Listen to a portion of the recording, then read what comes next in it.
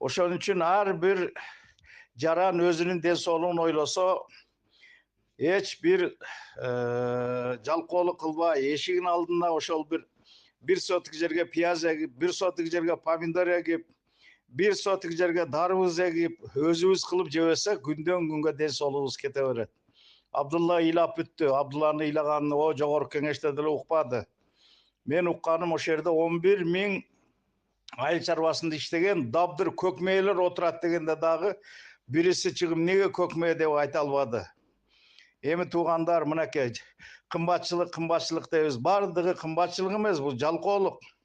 Жерибиз турат, суубуз турат, эшиктин алдында жерлерибиз жатат.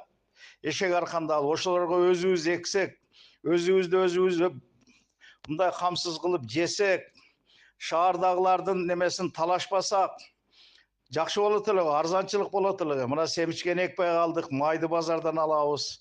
Помидорду алабыз, помидорубуз үйгө келип жерге түшүп кетсе, топ болуп секирип атат.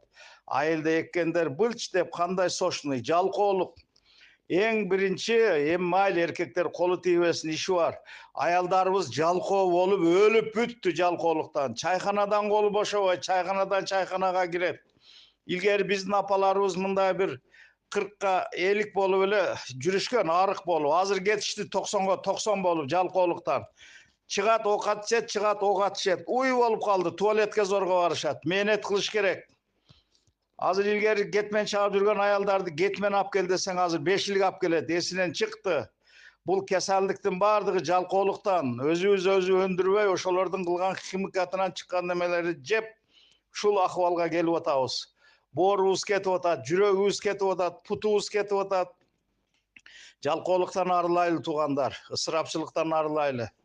Эң болбоду дегенде эшигибиздин алдына бир эликтик помидор эгели. Бир сотик, жарым сотик жерге пияз эгели. Пиязды дагы азот менен берип атат. Азот менен чоңойтуп атат, азот менен отоп атат. Муну өзгөндүк тууганым эң бир туура айтат. Бу жалкоолуктан арылмайынча биз кымбатчылыктан арылбайбыз. Мени мүмкүн жаман көрсүн катындар. Катындар өлүп эле калдыңар, өлүп эле. Мээнет кылган катын жок. Тарай пул келди деп жатасыңар чалкалап, бир күндө 3 жерге гапка барасыңар. Өлүп бүттүңөр катындар. Жашыңан баштап 70ке чыккан путуңар менен баскандарга чейин. Ушуга жалкоолук кылбай, бир мээнет кылып, өзүбүздүн ден соолугубузду сактап, жакшы жүрөлү туугандар. Кимиң жаман көргөнүң жаман көрөр, мен бирок теселдей кебим айттым. Ким түшүнгөн рахмат дер, түшүнбөгөн мени бир дабдыр дер. Макул туугандар, мээнет кылайлы, мээнет кылбасак кымбатчылык боло берет.